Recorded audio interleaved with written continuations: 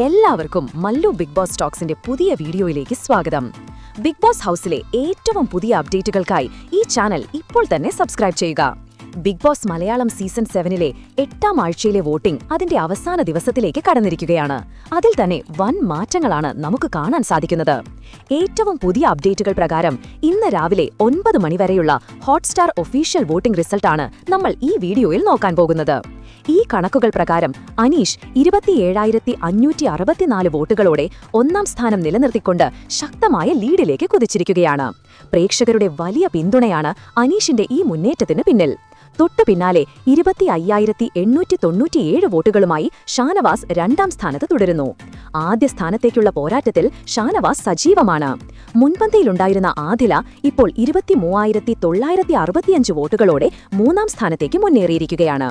അതേസമയം മികച്ച പ്രകടനം കാഴ്ചവെച്ചിരുന്ന ലക്ഷ്മി 23,100 വോട്ടുകളുമായി 4ാം സ്ഥാനത്തേക്ക് പിന്തള്ളപ്പെട്ടു.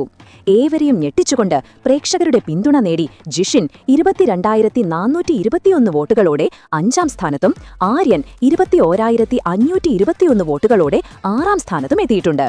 വോട്ടിംഗ് പട്ടികയിൽ കാര്യമായ മാറ്റം സംഭവിച്ചത് താഴെയുള്ള സ്ഥാനങ്ങളിലാണ്.